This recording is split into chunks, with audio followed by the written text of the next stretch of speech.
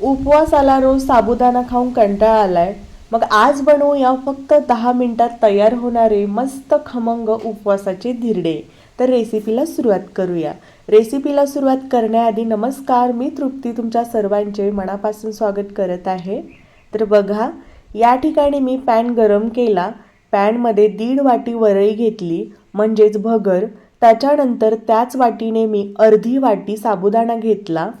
साबुदाणा घातल्यामुळे धिरड्यांना टेक्स्चर छान येतं. तर 1.5 वाटी वरईसाठी आपल्याला अर्धी वाटी साबुदाणा घ्यायचा आहे. यापेक्षा जास्त साबुदाणा घेऊ नका.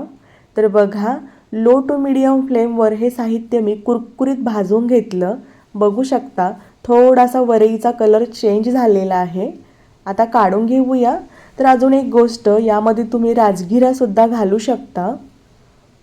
आता हे साहित्य आपल्याला पूर्णपणे थंड करून घ्यायचं आहे. थंड झाल्यानंतरच आपल्याला हे बारीक करून घ्यायचं आहे. आता हे साहित्य थंड होते तोपर्यंत आपण एक छोटंसं वाटण तयार करून घेऊया. तर वाटण तयार करण्यासाठी या ठिकाणी मी 2 ते 3 मिरचीचे तुकडे आणि थोडीशी कोथिंबीर घेतली. बघा, छान असं बारीक करून घेतलं. त्याच्यानंतर पुढे साहित्य देखील आपलं पूर्णपणे थंड झालेलं आहे. बघू शकता. आता बारीक करून घेऊयात. तर बारीक करत असताना आपल्याला खूप जास्त पिठासारखं बारीक करायचं नाही, आपल्याला हलकं रवाळ ठेवायचं आहे. तर बघा, बारीक करून घेतलं. इतपत बारीक केलेलं आहे. जसा चिरोटी रवा असतो ना, सेम तसेच बारीक करून घेतले. आता आपल्याला यामध्ये 1 वाटी बारीक कट केलेला बटाटा घालायचा आहे. तर या ठिकाणी बटाटा मी उकडून घेतलेला आहे. त्याच्यानंतर तयार केलेलं वाटण घालूयात. आता बघा, ज्या वाटीने आपण साहित्य मोजून घेतलेलं आहे त्याच वाटीने आपल्याला 3 वाटी पाणी घ्यायचं आहे.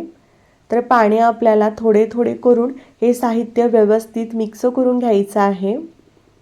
तर बघा, मिश्रण व्यवस्थित मिक्स करून घेतलं. आता आपल्याला हे एकदा मिक्सरवर प्लस मोडवर फिरवून घ्यायचं आहे. तर बघा, मिक्सरवर फिरवून घेतलं. आता हे बॅटर आपल्याला 15 ते 20 मिनिट भिजत ठेवायचं आहे. तर 20 मिनिट नंतर बघू शकता बॅटर छान असं तयार झालेलं आहे. आता यामध्ये गरजेनुसार मीठ घालूयात. त्याच्यानंतर आपल्याला यामध्ये अर्ध्या लिंबूचा रस घालायचा आहे. लिंबूचा रस घालणं पूर्णपणे ऑप्शनल आहे. त्याच्यानंतर पुढे थोडीशी कट केलेली कोथिंबीर घालूयात. तर तुमच्याकडे कोथिंबीर चालत असेल तरच घाला, नाही घातली तरी देखील चालेल. त्याच्यानंतर सर्वात शेवटी आपल्याला यामध्ये 2 चमचे भाजलेल्या शेंगदाण्याचा कूट घालायचा आहे. कूट घातल्यानंतर आपल्याला एकाच दिशेने हे व्यवस्थित बॅटर मिक्स करून घ्यायचं आहे. तर एकाच दिशेने आपण ज्यावेळेस बॅटर व्यवस्थित मिक्स करून घेतो त्यावेळेस धिरड्यांना छान जाळी येते. तर बघा, या ठिकाणी बॅटर तयार केलेलं आहे. त्याची कन्सिस्टन्सी बघू शकता, एकदम रिच तयार झालेली आहे. आता बॅटर बनवून घेऊयात. तर बॅटर बनवण्यासाठी या ठिकाणी मी पॅन गरम केला. आता पॅनला थोडंसं तेल लावून घेऊया. या ठिकाणी तुम्ही तुपाचा वापर केला तरी देखील चालेल. त्याच्यानंतर पुढे पॅनवरती हे बॅटर पसरवून घेऊयात. आता धिरडे म्हटल्यानंतर आपल्याला थोडंसं जाडच हे बॅटर पसरवून घ्यायचं आहे. त्याच्यानंतर बघा, हलकी जाळी दिसायला लागली की त्यावरती थोडंसं तेल घालूयात. तेल घातल्यानंतर धिरडे पलटवून घ्यायचे आहे. तर धिरडे पलटवून घेतल्यानंतर बघू शकता मस्त गोल्डन रंगावर भाजलेलं आहे. त्याची दुसरी देखील बाजू बघू शकता, मस्त भाजलेली आहे. आता हे धिरडं काढून घेऊयात. तर तुम्हाला जवळून दाखवते कितपत जाळीदार झालेलं आहे. तर बघू शकता मस्त याला जाळी आलेली आहे. आता राहिलेल्या पिठाचे धिरडे सेम पद्धतीने बनवून घेऊयात. तर काही वेळातच मी सगळ्या पिठाचे धिरडे बनवून तयार केले. बघू शकता मस्त जाळीदार झालेले आहेत. आपण घेतलेल्या प्रमाणात साधारण 7 ते 8 धिरडे बनवून तयार होतात.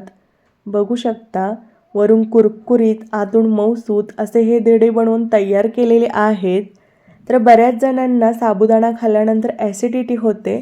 तर हे वरईचे धिरडे नक्की ट्राय करा, चवीला एकदम भारी होते. तर आजच्या रेसिपीमध्ये आपण वरईचे धिरडे बनवलेले आहे. जर तुम्हाला आजची रेसिपी आवडली असेल तर प्लीज व्हिडिओला लाईक करा. चॅनेलवर नवीन असाल तर चॅनेलला सबस्क्राईब करा. भेटू अशाच एका नवीन रेसिपीमध्ये. तोपर्यंत मस्त खा, मस्त राहा. धन्यवाद.